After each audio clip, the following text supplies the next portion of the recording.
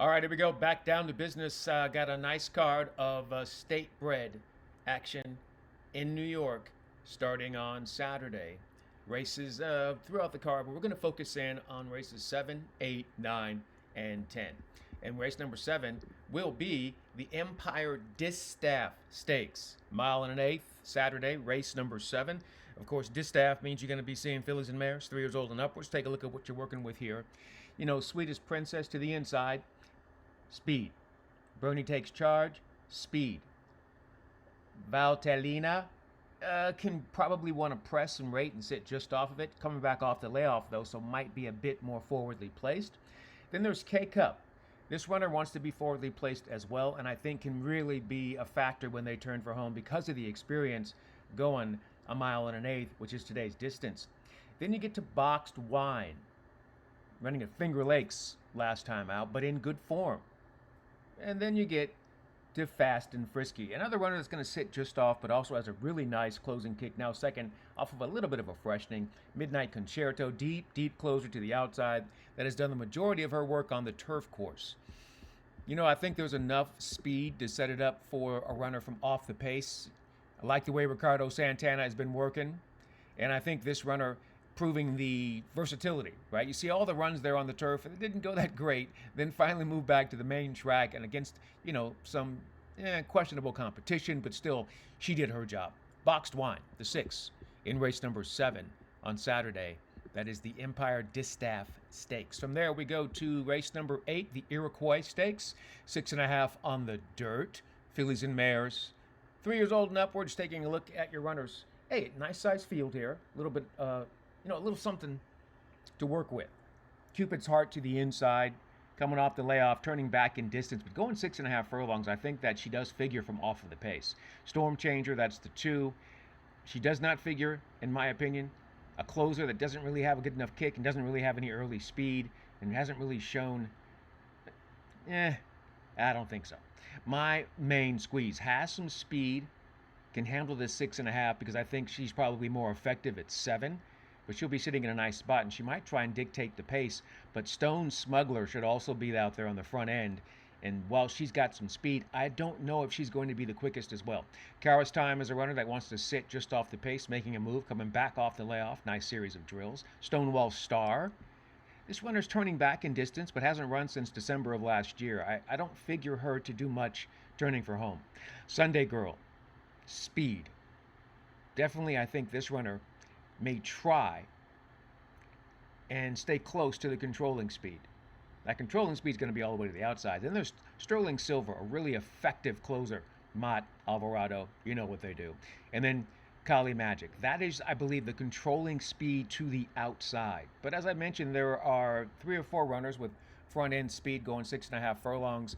That's going to set it up for a runner to make that move from just off the pace. That's where that really lethal combination of Mott and Alvarado come into play. Sterling Silver, the 8, is the selection in race number 8, the Iroquois Stakes, Saturday, Belmont meeting there at Aqueduct.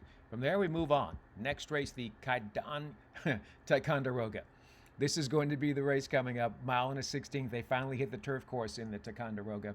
It is race number 9 on the card, Saturday, Belmont at Aqueduct meeting. Okay, we do get 10 signed up. One of them's main track to the outside, so unless this race is taken off the turf at that point, then everything else is really moot.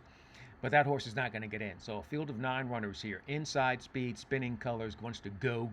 Can't Fool Me has to come from off the pace. Racing colors, same thing, off the pace. Awesome Check. Has versatility, probably is not going to be sent, but will be within striking distance or in the second flight. Moonade's Daydream, kind of the same as Awesome Check, but has more speed, so I expect them to be forwardly placed. Bobby M's Girl, no early speed. Deep closer, look for them late. Gallant Greta. Combination of everything, can close, but also has early speed enough to be able to stay close if things are a little too slow up front. Golden Rocket wants to go. Brock Nardini, deep closer, needs all those speed horses that I mentioned to really push things. So they're going to need Spinning Colors to get out there and go crazy. Awesome Check to push things further. Moonade's Daydream to really try to get involved. Golden Rocket to try to be in that good, stalking position that we believe that they're capable of, and then that could set things up for the 9, Brock Nardini. But I don't foresee that happening. So I'm going to go with a runner that I think is versatile enough to be in the right spot. Gallant Greta. Joel Rosario will be back in the irons again. He's ridden this 4-year-old filly before in the past. They made a move from off the pace, just didn't quite get there in that field of 9. They have improved since then. And you can see that she's got some early speed if she needs to use it. But she also has a very effective closing kick. That's the versatility that we like. That's what we're going to go with. Then we're going to wrap things up with race number 10. It is the Empire Classic Stakes. It's not the final race on the card. There's a maiden event coming up right after this, but it's the last stake on the card. 1 1/8, race number 10, field of 7 runners in here. Doc Sullivan to the inside, wants to sit, make the move, now stretching out from 7 furlongs to 1 1/8. Might be forwardly placed, but when they won 1 1/8 back last year, they were coming from off the pace, so we'll see if they probably want to be mid-pack here. Iron Dome has some speed and some versatility and experience and success at the distance. He's going to be tough to deal with. Dr. Kraft has some early speed as well, likes the distance, likes the surface, just needs to step up maybe as far as the class level is concerned. Quick to Accuse sits right there. Also needs to step up in class, but has the versatility to be in the mix when they turn for home. Bank Frenzy, a deep closer. It's coming off the layoff. Might show a little bit of early speed, but I think they're probably more comfortable sitting pretty far back. They won't be as far back as the 6. Whittington Park is a deep closer, but a consistent closer. When they decide to make the move, they're coming.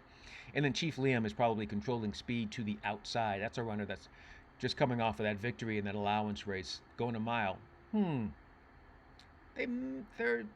they be controlling speed in here? Iron Dome's probably going to be close enough to be a factor, but Chief Liam's probably going to be controlling speed. So with the presence of Chief Liam, with the presence of Iron Dome, I really do like the deep closer in here. Whittington Park is where we're going to go. As I mentioned, a very consistent closer, and that's what I like about this runner. A lot of experience, a lot of victories, a lot of success in general, just being in the money and being right there in the mix. I think the 1 1/8 distance is going to suit Whittington Park a little bit better, and I think they'll get a nice setup, and just hope we get a nice ride and plenty of racing luck when they turn for home. And that's it. That's how we get you set up for the state bred races coming up from New York on Saturday. Hey, in the meantime, in between time till next time, it's how we do it here on Horse Race Bets. I'm Ken Rudolph. We'll see you next time. Good luck and enjoy whatever you're doing.